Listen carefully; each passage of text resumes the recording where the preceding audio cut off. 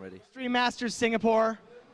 We're getting ready for our second semifinal a day in League of Legends, and I'm standing here with two representatives from those teams, Jae Young from the Kuala Lumpur Hunters and Mokate from Meet Your Makers. Hey guys. So, what do you think of Singapore? Singapore is pretty cool. It's similar to Malaysia, so I'm feeling pretty comfortable. You're almost hometown hero. Yeah, almost. And is this your first time here, and what do you think? Yeah, it's our first time here at Singapore, and it's pretty different than Poland. It's very hot and wet in here. At Poland, we have currently somewhat around -10, and here's like 20++. So yeah, it's different, but it's totally cool. Yeah, I came from Canada, and it was pretty similar to that. It's a little too hot maybe for me here. Now for this match, did you make any special preparations? The first thing, we wanted to make sure that we know our opponents. We didn't face them any time, so we decided to watch their history. What do they play? What do they ban? What they are afraid of? And that's about it. We have some special tactics for the semis and maybe finals, which we didn't use at group stage. So I hope that we'll be able to pull them off. Special tactics? Did maybe White Raw taught you those special tactics? Perhaps. And for you, your preparations and what you think your chances are going forward? Yesterday we watched their games, and we are trying to figure out how do they play. And we think we know what to ban and what to pick. And we're just hoping for the best, and we're just going to do our best. That's great. And do you have any special message for your fans? Thanks to all our fans who have been supporting us, and Garena for giving us this chance to compete in this tournament. And also IEM. Yeah. And you? Yeah, sure. Shoutouts to our sponsors, Western Digital and Razer, and to our Polish fans. They are awake. It's like 4 a.m. in Poland or something like this.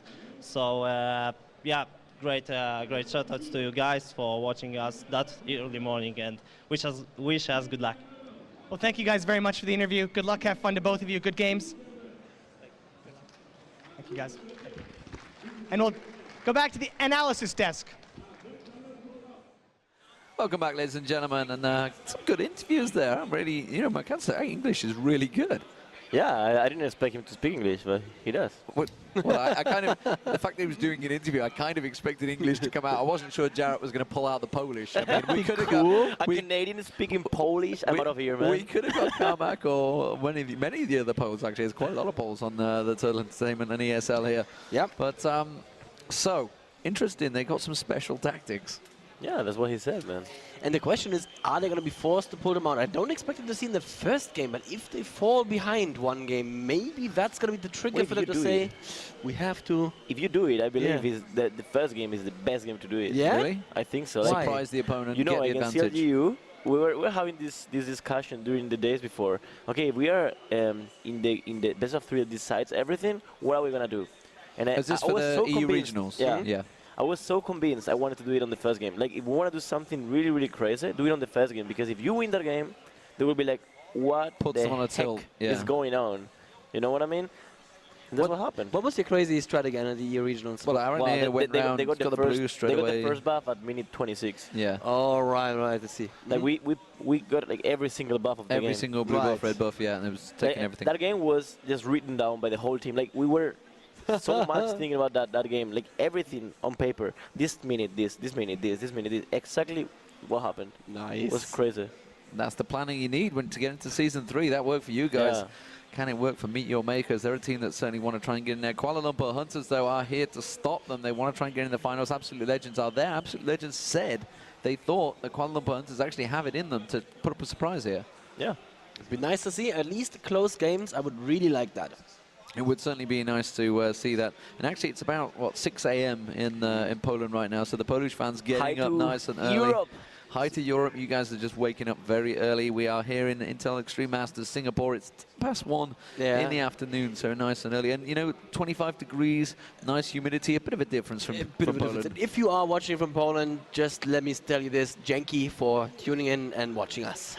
I had to pull That's it the out. only word you remember from ECC Poland in Warsaw. There's a few others, but they're not good for the air. Can't really be spoken on air. There's a few that maybe Carmack teaches you as well, but they're really bad. Not good for it on air. So we're into the picks and bans, ladies and gentlemen, and straight away things are getting underway. Fast bans, as I would expect. Sharu played a pretty awesome Katarina the other day. Karthus, Lee Sin, and Nunu the bans for Meet Your Makers. Katarina and Skana being banned out by the Kuala Lumpur Hunters already. Most likely, except Nunu, I would say standard bans. Yeah. I'm not sure about the Nunu ban. I'm actually pretty sure about Meteor Makers fearing the Nunu Vayne combo. Diana maybe first pick here? It would make a lot of sense, actually. Or Shen. I mean, Shen's available as well. Twisted Fate locked in straight away. So Sharu wants Twisted Fate. Well, there you go. Do you build a team around Twisted Fate? You have to, right? You don't build a team around Twisted Fate. You build a team around getting kills in lanes, basically. All right, okay. You know, anyone who's going to help out. If he's coming, you need to make sure that kill is secured. Yeah, right. Indeed. Like if you pick Leona, you don't say let's build a team around Leona. No, we build a team around the whole team. You know. Yeah. So Leona Twisted Fate synergy is really good. That's what I mean. Yeah, and you don't build for Karthus. You don't build for Karthus. Karthus gets built by himself. Yeah. Not when you play. No, when I play. Oh my god! Hey, let's be honest. I watched the replays of the Season 2 finals, and I played a really good Karthus. I'm serious. You played a really good Karthus. You did Ocelot. Oh, good. Joe will punch him. I can punch him. No, I mean, this is the reason you're behind. I mean, in between. I mean. Yes. This is the reason you're in between. So back to the game. Maokai and Leona being locked in. And things going big in StarCraft 2 as well, by the sounds of it. Yes. Let's swap topic, Demon. Let's swap topic. I think we're getting a little bit of that on our... We are, of course. Yeah. That's good. It's Kilaris getting very loud. His environment. Yes. Yeah, he's excited and loud. So, are we expecting a Maokai to come out here? A Malphite, sorry. Mainly for the fact they've gone with that? It wouldn't really work with that. It doesn't really work pretty well with TF. It could happen, but it wouldn't make much sense. Well, Kubon, they've obviously done their homework. Kubon was playing some fantastic Jacks the other day. Are we expecting to switch and go to Revelia, maybe? Jacks and Revelia are really good picks right here, because both have a stun, so it's actually a potential gank in top lane. Do they want to wait for KLH to show their top lane before they pick Irelia or Jax, or? Not gonna happen because they're last pick. Right, okay, so they're gonna wait with that because they can pick the mid lane. Obviously, they've already shot TF. I do like Lux against TF. I do like Lux against this setup. And I do like Maokai as well against TF. I like the Leona pick, making sure they don't pick Leona to synergize. Would you expect Lux to roam much at all, or just really put the pressure on that mid lane? Because Twisted Fate's going to go roaming, so she can farm so fast and just put the pressure down that mid.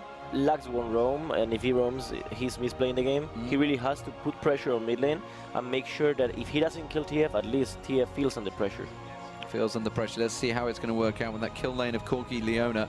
It is possibly going to be. It is going to be Olaf. Look at that instant lock there from Kubon. Kubon he really knew what he wanted to play. The ganks of Market Top.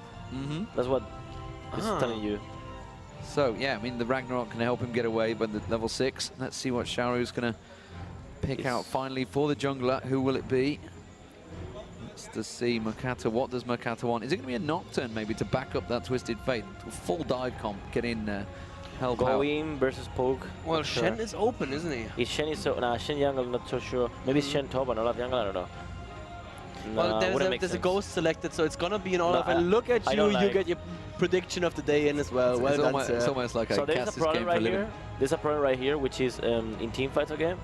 They get a dive comp with Nocturne Olaf, and they get a poke comp with TF. So it doesn't really fit.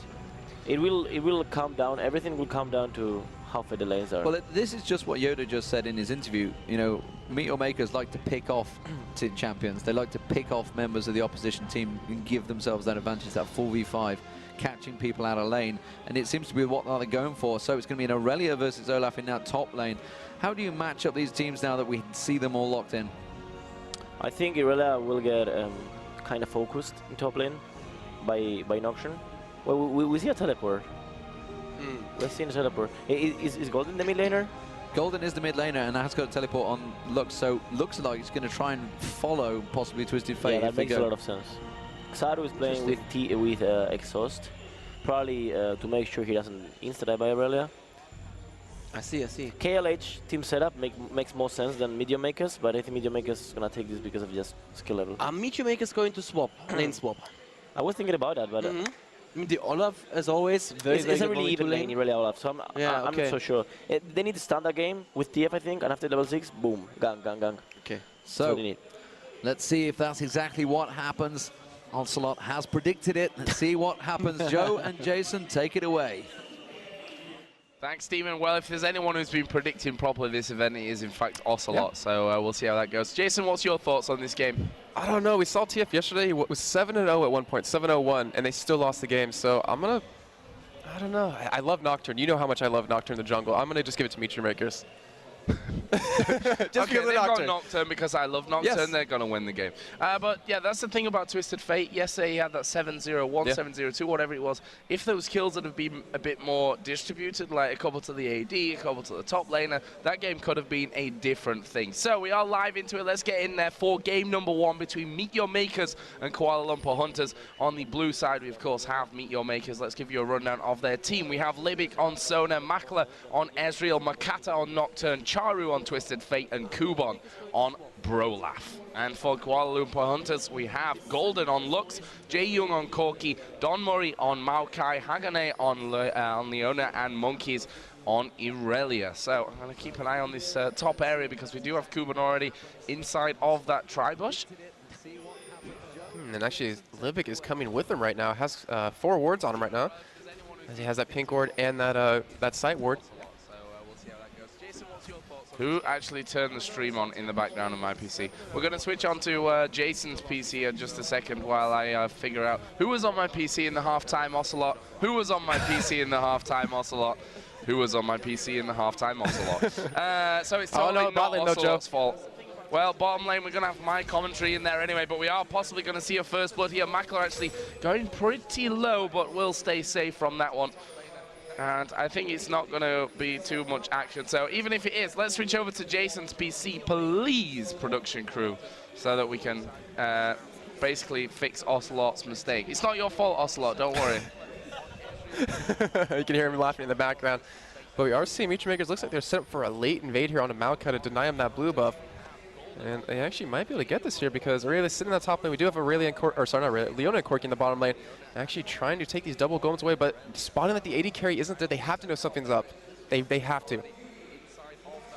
Well, that yellow card is going to be pulled and stunned, going to come in on towards Lux. There is the first blood coming down for Ezreal as well, and obviously that blue buff now, while Maokai says, no way, I am not sticking around for this one. Blue buff actually resetting there, which will negate a bit of that damage that MYM have done to it, but Kuala Lumpur is not going to come anywhere near it, and this is going to be the blue buff given over to the Nocturne, and as you can see, not even using his smite for it either. That's how confident they were in their position there. Actually, maybe we can switch over to Ocelot's PC, and then that way we can fix that. He's probably got the stream on as well. No, but if we really could switch to Jason's PC production crew, that would be fine stuff, so that we can, you know, get rid of the stream that is running in the background on this machine now. In the meantime, though, Olaf actually went back to base after stealing that red buff away from Maokai. So they denied the blue buff and they denied the red buff. We're seeing a little bit of SK action here from Gamescom. So they're going to have that advantage in the lane now. And he's going to be a little bit late to lane, but he should be fine of experience just because of stealing that buff down in away. the bottom lane, Libic taking a lot of damage there. Actually taking a stun from Leona, but they will stay safe again. Yep. Okay. Oh, we do have him just farming away. That Leona's so aggressive in that bottom lane. It really provides a strong kill lane. We run this combo quite a bit, Joe, and it's so devastating to go against. But with Don Murray now so far behind in the jungle by having both his buffs taken away, what can he do to get back in this game? And that's pretty much he's going to have to gank. So guys, we are back onto my PC, and as you can hear, it's all quiet in the background, which is good times. So yeah, I need to actually figure out the scoreboard because of that early action. I'll do that in here in just a second when we definitely know that nothing is going to happen. Bottom lane traded, as you'd probably expect between that bottom lane. However, we do have Nocturne waiting inside of this brush. I don't think that they've spotted. There are no wards in that top side of the river, so it would make sense. However, Monkeys is playing very passively here, and as he comes out there, we are going to see Nocturne come around. Can they lock him down for this one? There's a stun coming out onto Olaf. How is this Pia going to go down? He pulls him back in there. There's the Ignite running as well, and that is another kill coming out. This time it's Kubon that picks it up. Don Murray at level 2. Can't afford to get involved with that one. Meanwhile, in the bottom lane, Makler actually going to Arcane Shift over. There's the Valkyrie. Corki going to pick up a kill. Can they make it a double? I don't think so. Actually, Libic putting in a good amount of damage back towards Corki. Well, that will leave us in a 2 versus 1. Meanwhile, in the middle lane there, Golden was doing some good damage to Charu, but I think that is my cue to rearrange the scoreboard. Yeah, it was unfortunate in that top lane when Maokai came in to actually stop that gank. Didn't have Twisted Advance to get in there, because that would have been a kill on a Nocturne if he had it. He would have held him under that tower long enough. But Libic now looks like he's going to go down in this bottom lane. But Jae Young actually going to fall as well to that Ignite on a Sona. Worth it. Yeah. Worth it there. I mean, losing your support, taking down their AD carry. MYM obviously... I mean, Libic is such an experienced support player. Actually, we saw him playing Zyra earlier on in their group stage games, and he was absolutely fantastic. Lead the team in kills. Yeah, he was very, very good with her. But right now, we have a 3-2, 400 gold. The difference, still very early stages, of course. But if you look at this, yes, Corki is ahead, but that's going to change here with Makler now back into the lane. Middle lane, almost bang even. Top lane, Irelia, despite dying, does have a bit of a lead there over Olaf, actually 6-7 CS. Currently, Maokai now walking his way in towards his top lane. Hasn't been spotted because Olaf's only ward is in that tri-bush, so won't have seen Don Murray creeping in to this brush. However, he's got a big wave pushing against him, and there's no way that Olaf is going to be stepping too far out here as he misses an axe onto that last creep that had the range. One thing we should point out is that actually Monkeys is running Berserker Greaves instead of Merc Treads, but Nocturne's coming in from the river here. Yeah, Nocturne coming around, and they've spotted Nocturne. Obviously, they did have this ward here, which will have spotted that Nocturne coming up, so they were able to adjust themselves accordingly to that one. In terms of the junglers, 22-18 CS in favor of Nocturne. He's level 5 to level 3, so that just shows you how much of a difference that early game start had for Nocturne. Yeah, and it gave Olaf, I mean, he really had that early game presence just because of that red buff. I mean, he can attack Aurelia, keep her slow, not to mention his undertow, but also do that true damage, which is really painful against any champion. But Makade going to be close to level 6 now, almost halfway, and that's obviously where his ganks become really deadly, especially with Twisted Fate. They can roam around together and turn a 2v2 into a 4v2. Makler here. Actually keeping up in that CS. Like I said, he was behind, but since Corki's come back into the lane with a Phage, maybe a little bit more of a task for him. Ezreal going double Doran's Blade from the start of things. Actually, look what Golden did in the mid lane. We talked about this last game. There's a ward there, just the spot where TF is and where he's going. Because if he pushes that lane very quickly, he's going to run down to bot lane or run down to top just so he can teleport in. But with that ward, they will spot it right away and prevent his ganks, which is a perfect play out of Golden. Yeah, and I expected this game to be the closest of the 2 semi-finals, to be honest with you. Kuala Lumpur Hunters, very, very experienced team, of course, playing in the Green Premier League. And there's a pink ward from Twisted Fate. How smart is that? Yeah, great play out of him. Actually, Mutual Makers have been around for such a long time playing together. I think you mentioned Cubone is the newest player on their team, but other than that, they've been together and playing so often. I believe they play in every Go for LOL every weekend. And not to mention enter every qualifier they possibly can. So they're really trying to prove themselves this tournament here. Yeah, and you will see Twisted Fate is actually moving. Nocturne is there with them as well. What are they going to go for? Actually just wanted to steal the Wraiths out by the looks of things. And that is the big Wraith taken down. Olaf also coming in. Look at this. Red buff is available, and Makata says, let's take it straight out there. I wonder if they'll give it over actually onto Olaf for this top lane, and well, I can answer my own question with that one as Makata takes it. No, great play to them. It's really, really reminiscent of SK Gamescom. They're taking every buff they can. They didn't get blue buff, obviously, but still denying that red buff, denying so much XP to Maokai, who's sitting there at level 4, almost 5. As we have Makade go halfway to level 7, trying to go to gank in the top lane. Yeah, here we go. Nocturne coming in. Twisted Fate going to come around as well. Flashes in. Yellow card. That is a dead monkey. As a Kubon will pick up that kill. Olaf now 2 for 0.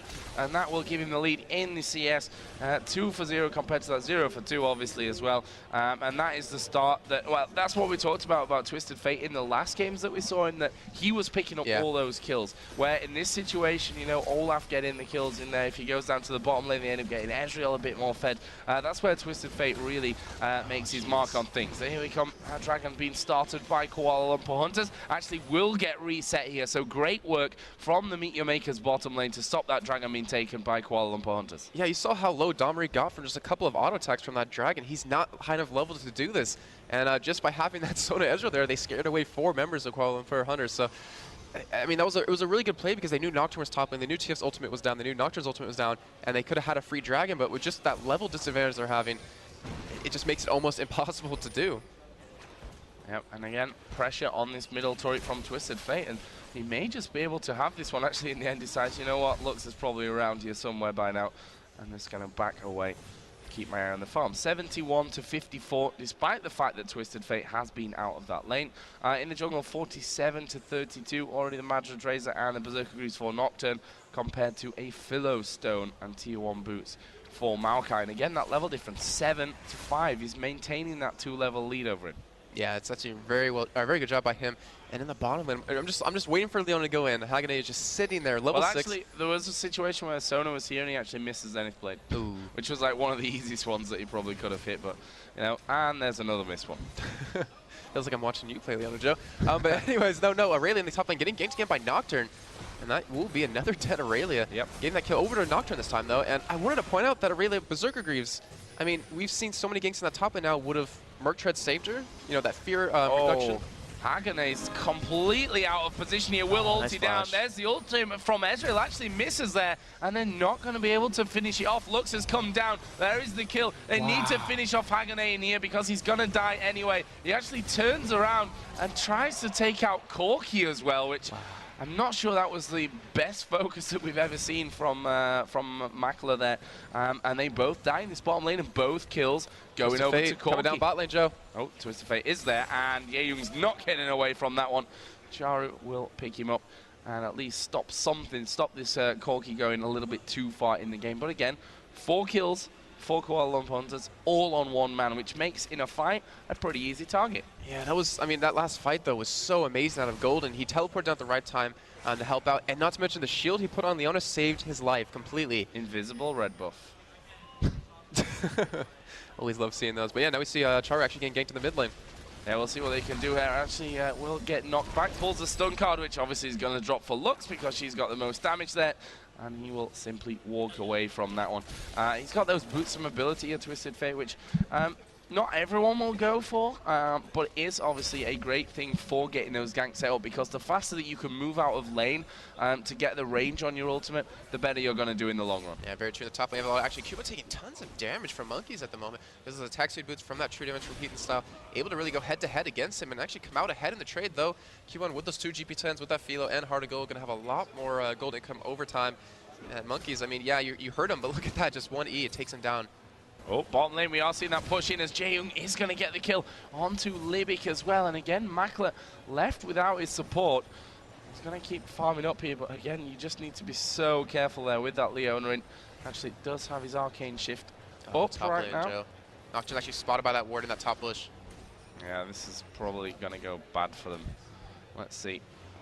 And there we go, ultimate coming down onto Monkeys. What can Maokai do? It's all about him here. And actually, Makata taking a good few turret hits. He's going to flash over, and he's going to escape from that one. As Charu will take down the middle turret, and again, level 6 Maokai against a level 9 Olaf. You can chase all you want. It's Twisted Fate going to come back in. There's the stun card going down. Can he finish off? Does he have the damage with that Olaf axe coming in as well? He's got minions there. As the stun card goes in again, Twisted advance will pull him away. There's an E from Olaf, but the tower's hitting him. Can he escape? No, this one's going to finish him off, but Maokai gets the kill. Lux not able to get in there for that last hit, which could prove crucial as well for the rest of the lanes, as Charu had to flash away to stay safe as well. So an action-packed matchup here between these two sides. That was single-handedly probably the best play of the day, if not one of the best plays of the entire event.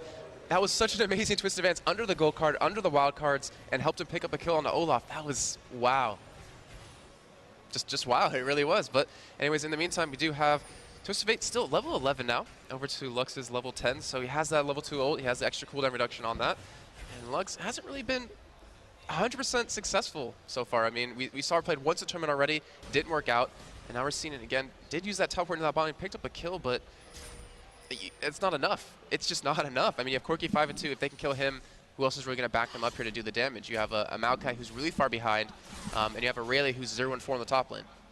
And 0-4 is not the position you want to be in. But look at the farm, actually. It's pretty interesting stuff because of the fact that Olaf has gone fairly low every single time that they've picked up those kills.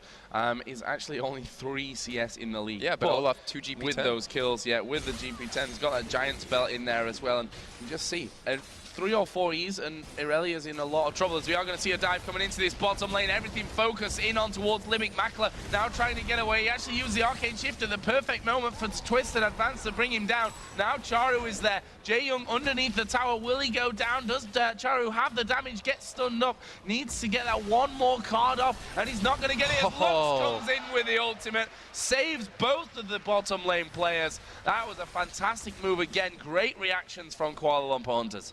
Holy crap, that's all I have to say. It was unfortunate because Charu actually stunned Corki instead of Leona, who was tanking the turret. So he could have had a free kill right off of that. But he tried to get the AD carry knocked out. He tried to get that gold, well, that little bit of extra gold that he has. But Q1 in the meantime, though, pushing this top lane, going to get the second tower of the game. And with this mid and top lane down, I mean, it allows Olaf to roam, allows TF to roam, who's been doing it so well already. But it just gives him that much more map control. Yeah, and it's harder for them to see when that Twisted Fate is going to be there, obviously, when that middle turret's down, which why I wouldn't be too surprised to see a couple of wards put down somewhere around this area from Lux, obviously, when that Twisted Fate backs away. But a quick look again over at the CS. Top lane, Olaf 99 to 81 of Irelia. Look at the jungle, though. Double the amount of CS on Nocturne compared to that Maokai. And the levels 11 to 8, so that gap's even growing at this point in the game. Middle lane is pretty much bang even, 1-1-3 compared to 1-1-2 in the kills as well. But this bottom lane is where it's really at. Corki ahead in CS, and he's currently 6-2-2 compared to the 1-3-0 of Ezreal. Does have that Phage and the Sheen, got the dagger as well, working up towards that Zeal for his third and final part of that Trinity Force. So Corki is such an important part of this team right now. Yeah, and that's the thing. They have so much protection for me. The twist events off Maokai, the AoE damage reduction. You have a Leona to stun everyone up you possibly can. And then you have the Aurelia. Yeah, you're kind of, you know, under-leveled right now, or actually under-farmed. But she still will get really tanky and very strong as this game progresses. I mean, she's just sitting there pushing that top lane right now. And then you have the Lux for the binding to actually, you know, hit 2 people and keep them off of Corki. So even though he has 6 kills and has the, you know, well, obviously most of the kills onto him, it's not really going to matter too much. And they just reset Dragon, which is like an unfortunate thing as the laser comes in, but not quite enough as the smite from Nocturne was used to finish that one off. So that's a nice move from Meet Your Makers, 25 to 21,000 gold now, let's call it. Pretty much thereabouts, as Irelia in that situation, going to push this top turret down. Twisted Fate actually used his ultimate to come over and make sure that that turret didn't fall, and just about saved it. Yeah, bot lane is in trouble here as well. Corki actually will fall, and here comes Nocturne as well. They could turn this one around. That's a perfect fear right back towards the turret, and now Maokai is in all kinds of trouble. Here comes the teleport from Goldens, but a bit of a risky one in my opinion. Does get the E down to get the slow off, and MYM will be forced to walk away. Actually, will use Final Spark to try and do a bit more damage, or at least get the CS there at the end. I like how you said bot lane's in trouble, but you didn't say which side was in trouble, because Nocturne just flew in and turned that fight completely around. It was a very sweeping statement that turned out to be true from both sides. Yeah. But Charu, though, holding down that top lane, really was pushing the entire time that whole Dragon was happening. And one thing, Joe, that we have to give credit for is Dom Murray. He got put so far behind. He's, you know, over double CS behind at the moment, but he was able to get himself back in the game with all of these ganks. He's 2-2-1, and he's been applying a lot of pressure into every lane he possibly can. There's boots and mobility. I was like, well, Sona's moving really quickly there. And she has, in fact, picked up those boots and mobility along with the Heart of Gold and a bunch of wards, and just in time to spot Maokai starting off that blue buff, that red buff, which means he may just want to back away from this one. Puts a ward of his own down just to make sure he's got vision of anyone trying to invade onto that one, but he doesn't have vision on the top side, and Olaf is coming in from this one. Actually, the axe will miss, but they've stolen away a Wraiths anyway. That red buff is still there. I wonder if Meteor Makers are really going to put down a big challenge for this one. Certainly looks like Kubon. Now he's level 11 now. He's ahead in the CS. His lane's kind of frozen here at the top, so he can actually... Oh, God, I've missed another one at the bottom. Good stuff. And Twisted Fate is going to come down in. Jae-Young actually going to fall. It's the Ezreal ultimate that will pick him up. Exhaust down on Hagane as well. There's the stun card from Charu to finish off. And a nice move coming out of Meteor Makers. Yes, they've lost their support as well, but she'd already died 5 times. She's not really worth that much anymore. And Cubone trying to take red buff away, really coming in. Just going to concede it, though. They're going to push that bot lane tower now and get a 3rd tower to them. But Cubone in a lot of trouble, Joe. Yeah, we do see Maokai coming in there. Ultimate will be popped by Kubon, along with the Ghost as well. And you just don't catch it at Olaf with Ghost and his ultimate popped. I think only a Rammus with like his 9,000 move speed can actually catch him, which if you guys saw on Reddit, can be achieved in the new patch. So blue buff being stolen away. And that's something that they've done really well here, Meteor Makers. Taking a lot of those blue buffs away, obviously. The red buff as well was stolen that last time around. And they are now 13-10 in the lead, which is fairly close in kills, but the gold, Jason, tells a different story. It really does, and that's all because of that Nocturne difference. He's 2.6 thousand gold ahead of Maokai. We see even with the, well, the support's pretty even, the AD carries are pretty even though Corki has 7 kills. And in the mid lane, you know, 6,900 gold to 5,700 gold. So that's really where they're ahead at the moment, not to mention the top lane. Pretty much a 3,000 gold advantage. It's pretty funny to see Nocturne has almost got the most CS in his team. Well, that's the thing. I mean, he's a DPS jungler. He has a great ultimate, but he's not really a support type jungler like you see out of Cho'Gath, you see out of Maokai. So he's dependent on all that CS, and the current meta and the current way the jungle works isn't really... It doesn't really work for those kind of junglers, but he's doing very well with it, as you're currently seeing. And even Xin Zhao, you know, Moscow 5 playing a very good Xin Zhao. I think even Curse EU, onto Maluna plays a very good Xin Zhao. And hopefully, honestly, in Season 3, I'm really surprised, really happy to see some more junglers that you currently don't. So what's the next move here coming out of either of these two teams? Aurelia now got 2 parts of that Trinity Force complete. Olaf finished his Warmogs plus that double GP10 and a Chain Vest as well. So he's definitely not going to be an easy one to take down. And I guess, you know, with the fact that that Corki is now the one that's really leading the charge for Kuala Lumpur Hunters, that armor is going to be coming in handy as well. Yeah, that's his goal, is to just charge right at Corki to push him out of the fight since they can't see, but Nocturne going in. Oh, this is a bit deep, maybe, from Nocturne, as we do see all the damage coming down. Nocturne is going to fall, but here comes the rest of the team. Kubon from this top side is actually focusing down on towards Monkeys, who will flash away. Did get stunned. Oh, the wild card! The wild card just going over the top. Not sure how planned that one really was. Not very. But still, manages to land it. Brilliant stuff, brilliant kill. And that will be a 2-for-1 in favor of Meteor Makers. And you'll take those any day of the week. It's ideal, Joe. Almost ideal. Anyways, though, we're going to back out with all their gold. You see Ezreal sitting on 1,300. Will has a Triforce already. I'm curious to see if he's going to go for a Bloodthirster next or go for some more damage. Maybe Infinity's Edge to really just drive it home here with their gold lead they currently have. 21.5 minutes in, no Barons being taken, but I wouldn't be too surprised to see Meteor Makers go for it just so they can close out this game. Yeah, Corki actually going to tank a couple of hits of that middle turret. Just wanted to do as much damage as he could there. As we do see the pickaxe being picked up by Ezreal. So obviously that gives him the option of going straight in towards that last Whisper, or as you said, maybe an Infinity Edge later on. But we'll see about that as the game progresses. That little bit there is the Oracle being picked up by Livic, and there is a pink ward being taken down. An expensive ward to you know, just have in the middle there to be picked off like that. Yeah, it really is. I mean, Livic just running around, taking out all of their control. Looks like Domri was trying to set up to counter and bait her in for a death, but with the rest of the team there, they're starting to group up a little bit here. We do have Aurelia, though, pushing that top lane. I mean, still holding on. 2/3 of her Triforce done, almost has that Sheen built, and that's where it really becomes strong. You have that Triforce into a GA, and she's really unstoppable. She only really needs the levels right after that to keep up. Now we see Olaf and Sona doing this dragon. Here comes the Nocturne, and you can expect how fast that one is going to go down. Meanwhile, on this bottom lane, interesting stuff happening. Don Murray a little bit caught out now. The rest of Meteor Makers going to come in. Makla actually picking that one. He's now unstoppable. So despite the fact that this Corki went 2-0, Jason, in this bottom lane, racked up some great stats, Ezreal is almost right up there with the kills as well. Yeah, and because of that, they're actually going to trade towers here. Monkeys with those Berserker Graves going to be able to take this second tier tower as we see Meteor Makers pushing this one. And I'm not even 100% sure Meteor Makers can even get this tower, to be honest, with all this defense they have with that Lux, with that Corki. Oh, and here we go, then we are going to see the ultimate coming out of Makata. The fear goes in there. The turret is hitting Monkeys as well, and this should be a fairly one-sided fight for Makata. We can see Monkeys managing to lifesteal a little bit back, but he is going to fall from that one. Meanwhile, on the top side of things, at least one kill going to come around as Makla will get himself another one. Kuban going very, very low there.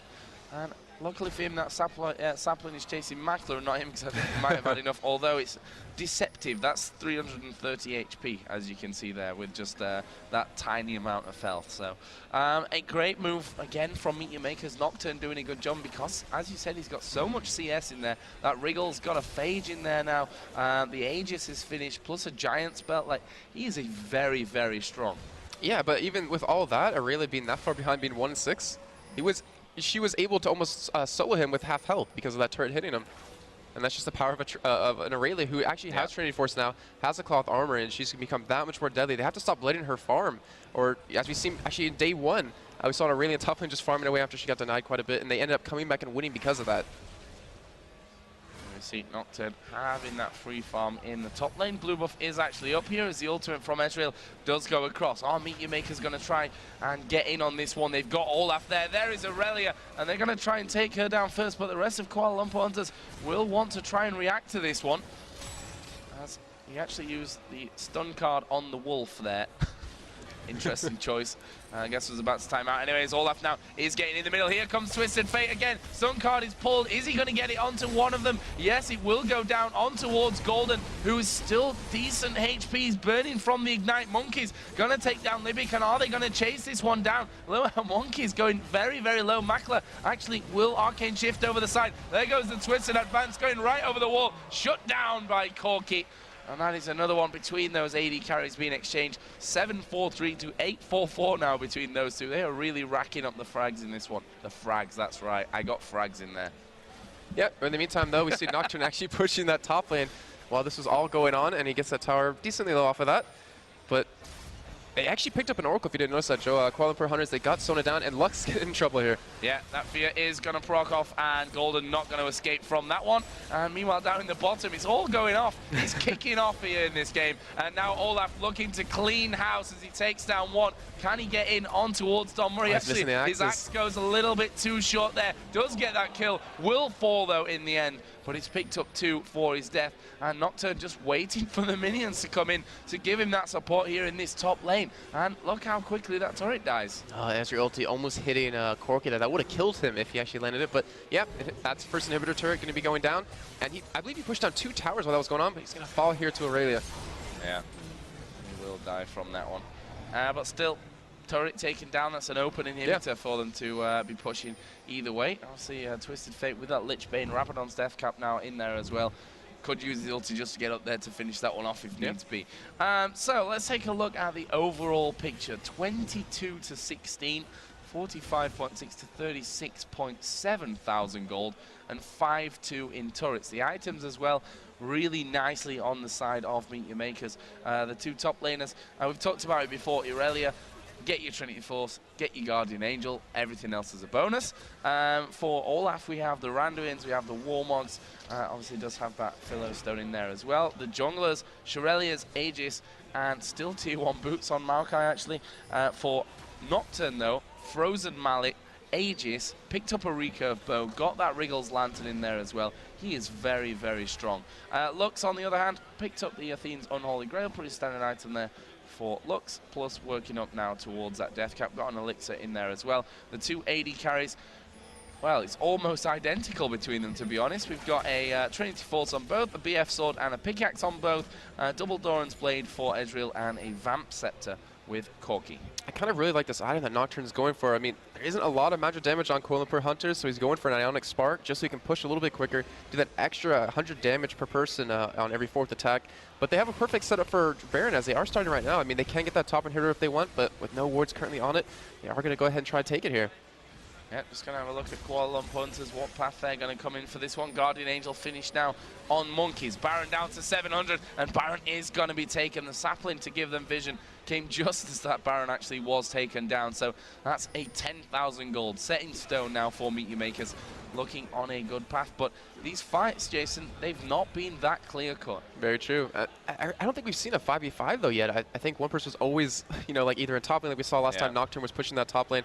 But Mutual Makers, they have quite a goal. They now over 10,000 and have this Baron buff. They're going to be going for this next middle turret. And they also still have the inhibitor up in the top lane. So it still looks like Mutual Makers is going to have quite an advantage just based on the map with having all these objectives taken. Yeah. And with the Lich Bane, our buildings really don't stand a chance. Yeah. And now going in towards that inhibitor. Can they get it? There's the laser coming out. Maybe going to be destroyed. That was an Oracle's down. Twisted Fate going in there as well, actually keeping his distance at the back. Monkey's going to get the GA pop. That was the ultimate from Ezreal. As Don Murray also very, very low. And look at Makata. He's done so much damage. He's so healthy that they can't really escape from him. That was a great binding from Lux, but Monkeys and Don Murray here are going to fall. And that is a triple kill for Ezreal. And they are going to take down that middle inhibitor. The inhibitor itself will fall, and will they look to close out here? I mean, they're not super healthy, but with that Baron buff on, there is Lux coming out with the final spark to take down Ezreal. Will shut him down as well. He got up to 10-5-4 after that last bit of action, and now this Nexus turret, the single one standing. Look at that damage from Olaf. Half of the HP taken away from Golden. And can he finish off? No, not quite. He gets in there, but that's allowed them to take down Nexus turret number 2. And Meet Your Maker's going to back away, take down this inhibitor finally. And I'm assuming try to escape as much as they can. There's the final spark again. Makata surviving just about from that one. But Meet Your Makers have left everything open. And we have to keep a bit of an eye on Twisted Fate. I think we actually just saw a bug happen where Twisted Fate, he was teleporting into Lux and he got snared by her. And I think he might have auto-attacked and canceled it. Oh. No, yeah, he lost it. A little bit weird there. That was a weird fight as well. Actually, good flash over from Makata. Jae Young gonna flash in there as well. Actually misses the rocket and the second one. Makata gonna come in. Double kill for all that. That was absolutely amazing. Oh, the final spark. Just as you think it's that amazing, in comes Lux and spoils the party. Wow. Oh, still, that was a great play out of Makata. He dodged 2 of those rockets, and one of them was a big rocket, so it's even harder to dodge. And Cubone, they can't stop him. Oh, they're going to turn this one around on towards Golden. He's falling very low, will die. Monkeys, though, has taken down the support there. Sona, in comes Ezreal as well from the side. This could go bad for Kuala Lumpur Hunters. Irelia going to die. Don Murray is not escaping this one. And there is the finisher from Ezreal. Another double kill. And that surely will be the finisher from this. Twisted Fate, well, his ultimate is up now. So we'll probably see him just portal in like a boss and try and take down this Nexus. Come on. Don't walk in there. You got to finish in style. But he has boots mobility, Joe. Well, yeah. Oh, here we go then. We are going to see that one kicking off, and Leona gets nuked, and Corki is also going to take the same punishment. Another double kill there for Ezreal. 14-5-4. There is the ultimate from Nocturne. He was saving it for that. At the end. Now, that's what he saved it for, to do the Gangnam Style dance on the fountain. Oh, jeez, I forgot about that. Wow, so well played. They could not stop Cubone. They just could not. I mean, he had that early advantage pretty on, about 1-5 Aurelia, I think it was, or even 0-4. And with that, he just snowballed through the rest of the game. They could not stop him. He would just dive in against Corki, who was fed. We're talking about that. Might have been dangerous, but it didn't matter against an Olaf. Yeah, it didn't matter. I mean, Ezreal, we saw that as well. Fell behind in the lane, and then... and then look at him now. And then, 14-5-4 compared to the 8-7-6 of Corki. So that's it from the casters desk. We're going to throw it over to the analysis desk, and they're going to break down the first game of Meet Your Makers versus Kuala Lumpur Hunters. Yeah, thank you very much. What a fantastic game that was. Wow, that was pretty back and forth action. There was a lot of fights involved in that one, but honestly, Meet Your Makers kind of had control throughout it, but they tried their best at throwing it a few times. Yeah, indeed. Like, I think bottom lane did decent. That Corki lane. Corki at one point, I remember he was like 7-2, yeah, or 6-3, something really. And he was really fed. So at one point, I was even fearing Meet Your Makers losing this game. There were some big plays here and there. I think it was a really good game so far. They gave Aurelia that triple kill as well, and so yeah. Could happen. Oslat kept saying, no, this game's not over. This game's not over. Aurelia, man. Yeah. You may have said another word before Irelia, but let's just render it as Irelia, man. But the big part is the fact that Kubon just got fed. He just carried on farming, didn't give any cares. wasn't so worried about the top lane because he just stomped it, that top lane. Yeah, he did it. Like you could say roughly that this game was decided by Olaf. I mean, Nocturne played a really good game, don't get me wrong. Let's not take away the fact that Sharu did come up a few times with his ultimate to help out. That's So it true. wasn't just a straight 1v1 fight. Sharu did a decent game as well. Really, really good game, actually. But Olaf was just unkillable, man. Like, that mid game from that guy, he just appeared and he would just 1v3 and 1v4 even and just wreck them apart. So the clip that we have prepared, Lee, shows exactly what kind of craziness was going on in bot lane and how both champions from the mid actually had quite an effect on that bot lane. So if we can go to that clip right now, we can show what's going to happen here. This is a pretty straightforward gank from Maokai that comes in bot lane. There is the go in on Libic, but of course as they dive very, very deep, Twisted Fate comes in. He didn't actually deport in for this one. One kill is picked up. Oh, as Ocelot goes crazy on the camera there. He almost gets the kill on Corki, but guess what? Too deep. Lux has been following as well, and really bam! thing, That was a beautiful snipe. Look at Leona and Corki both surviving with barely any health, and then Nocturne comes by. Twisted Advance that came in there. One wild card would have got a double kill there, but he just couldn't quite pull it off because just got stunned out. They controlled the fight really well, but still it wasn't to be because they were so strong. So we're going to move to another point in the fight in a moment. We're just looking up. You can see Daniel fiercely working the laptop here. I'm currently thinking about what I should bring you. There was one fight in mid lane when Nocturne went way too deep. In any other game, he would have just died. But Brolov just came around the corner and cleaned up. That's a nice clip to show Kubon's effect of the game. But I kind of want to show something where I wrote down a quote from you, Lee, saying Kubon just munching through them, and I think we should kind of show that because it just this is the very camera end. casting that I yes. do. Well, actually, you remember there was a bottom fight where Nocturne wasn't there at all. He was like pushing top only. Yes. And he got like 2 towers. Like, he took the inhibitor turret, and killed Lux on the inhibitor turret. Yeah, we can show that. That was at the 25-minute mark. No cares were given. If you want to. No cares were given. No cares were given whatsoever. At all. If we check in towards that one, let's see if I improve my camera casting. All right, let's see it then. If we can go back to the replay, please. Ocelot on the camera. Here we go. The worrisome fight that happened, and you can see this is actually whoa my word. I'd actually get sick if I was having to cast off this one. You can see that's where they caught out, but in the top lane, if you can see that's where Nocturne is, and now you can see Lux had just gone back. Lux was like, okay, we need to deal with this one. Look at this. Makata comes along, and Makata's just carrying on, chilling. And Golden's like, okay, I'm going to get a kill here. And then Makata's like, well, I've got a pretty big creeper waves here. It's like, spell shielded that out off there. Spell shielded, flashed in, and then just finishes him off. And Golden, I don't think was quite expecting that, as you wouldn't be really on your own turret in your own base. And in bot lane, of course, there we see a Kubon going into Kubon carry mode a little bit. I think we're going to go to the munching next. Yeah, yes, he did die there, but that was. Your mom! If I can have a quick look at that. Just the shout comes out. Your mom! I've never actually noticed that. That is his dying. That is Brolov's death sound. Your mom! Makata again was just carried on, just munched through that top turret, gave him that big advantage. Look at this! Look at this! This is Bromacia, indeed. Bromacia, and this is where Monkeys is just like, oh yeah, we're right, we got him. Oh wait, no, because here's Ezreal, and Kubon just carries on fighting. They try and pop it. Magda by now, look, you can see 11-5-4 just continues just chomping through the entire team. So strong. So across the board, everything really was created by the fact that Nocturne was at many stages in that game. If I'm looking at this one right now, he was 4 levels ahead, wasn't he? In fact, he's 5 levels ahead at this point. Yeah. He's at level 18 and Don Murray's still at 13. That is a big difference, and that's a worry for your team. That's just happened.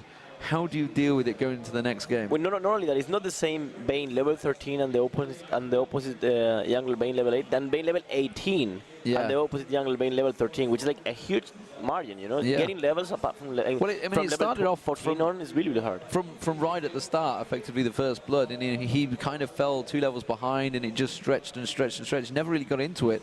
So when you're in that sort of situation, you're snowballing out of control. How do you handle it? Do you try and stall it out? Do you just pull up, or do you just have to take the risks? Everything comes down to the jungler decision making. Like, what makes a good jungler is at that point when he's level 3 and the opposite Nocturne is level 5, not falling so much behind somehow, you know. There are always ways. Maybe when you see Nocturne top, maybe you go to his red, whatever, you know. There are always ways. So that's the difference between a good jungler and average one. So countering either their jungle, or would you go for kills? Maybe try and set up desperately something. Or maybe actually because of the fact that they had Twisted Fate, maybe that made it so hard, because Twisted Fate with ulti up, if he ultis randomly and he sees him in the jungle, it's like, well, I'm dead. Yeah, there's no way around it. So, Meet Your Makers now currently 1-0 up. They are the hot favorites coming into this tournament, as you'd expect. The Intel Extreme Masters Singapore, they have absolute legends in the finals. The question is, will they make it to the finals, or will the Kuala Lumpur Hunters get themselves back into it? What have they got to do in this next matchup to get themselves back in there, get themselves out of the groove? They've just had, they got a lot of kills in there. They've proven that they can still pull off the moves as and when they get them. But the problem is they just fell so far behind at the start. Now, Meet Your Makers have been ones that have invaded pretty much throughout this tournament. They're happy for that. So, to coin a phrase from Crepo from CLG, is like, you can't let them do that. You can't. There's a few more words in there that I can't actually use. But basically, you've got to stand up for your own jungle. You've got to get in there and you've got to fight them.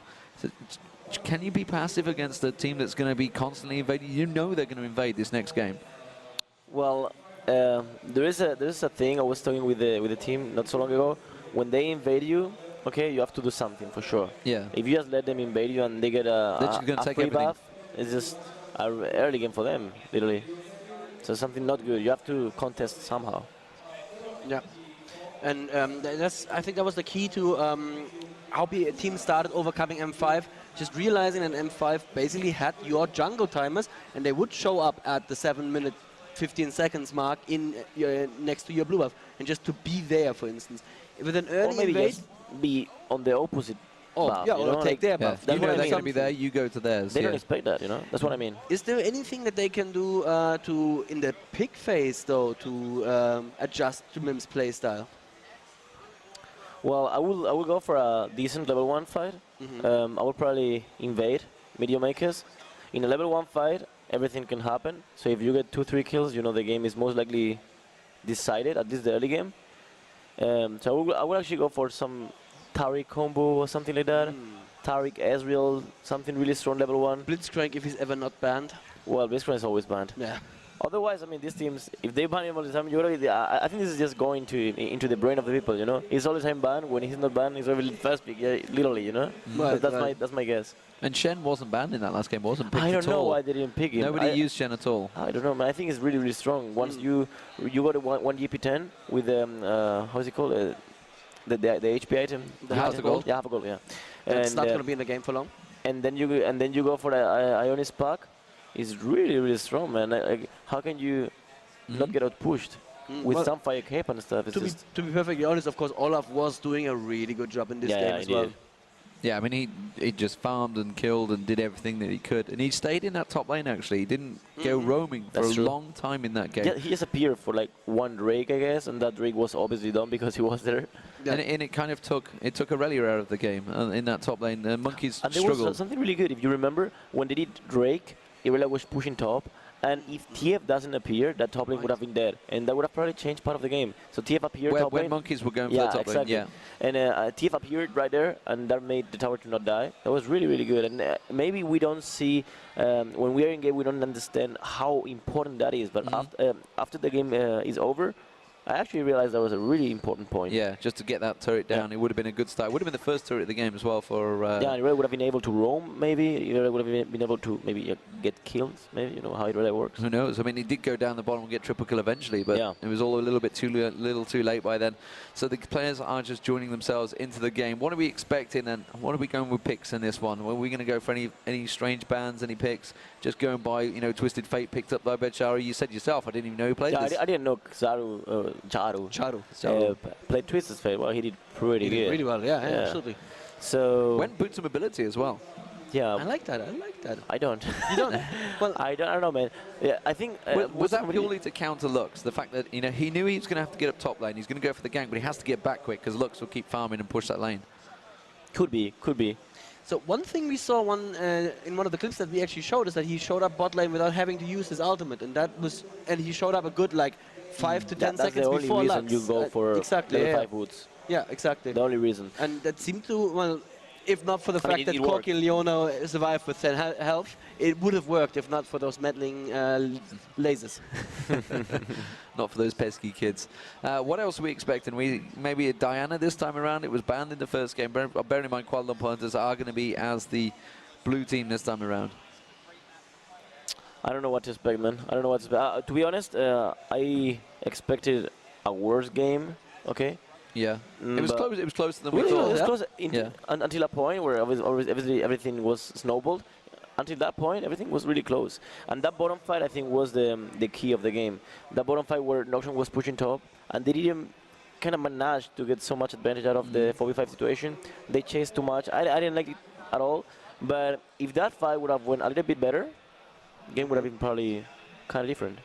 Get that red mist mentality to go for the kills instead of actually focusing on what's happening on the map. Yeah, of course. Every player, yeah, you get that greediness in you. But okay, so what will makers do? They clearly don't need to do any sneakily surprising tactics here. They seem to win that one with a pretty standard generic setup. Go for the same again. Play it out. No, I would focus on the level 1 fight and then just have a standard setup. So from that sort of point, do you go and make sure you have a strong level 1 Yeah, for team? instance, I wouldn't pick Kassadin, you know, Kassadin is the worst level 1, for instance. I would pick something like Taric Ezreal, which has a good laning phase, and you can catch people. I mean, with Taric is actually really underestimated because the level 1 of Taric is really, really insane. Well, we've seen a lot of fancy pictures with Taric lately. In his pink dazzling outfit. Outrageous. Outrageous. We saw a little Crepo, we've seen a Chowster. I'm not sure who else has had their face imprinted on a naked Taric. Well, not completely naked. Naked enough. Naked enough. In that lovely armor of the fifth age. Armor of the fifth age. Armor of the fifth age. Truly so I'm telling outrageous. them to start the game whenever they feel like. They're just like getting themselves set up. Yeah, so we're starting already.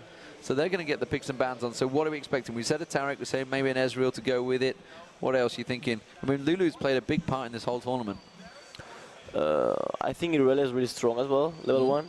The E is Flash E is just perma. I mean, it's 100% stun, you know? It's so reliable. Yep. What more? Well, Morgana is not used anymore. I don't know, something. Actually, mid lane doesn't make such a huge difference unless you're Morgana in level 1. So any mid lane like Diana, whatever, everything works. All right then. I think we should be able to start as soon as they want to hit the start button. I hope they are sat there ready and waiting, so I guess they're going to go. So hopefully the admin will give them a nudge and get whoever it is. It's Libic that is hosting the game. So picks and bans about to get underway.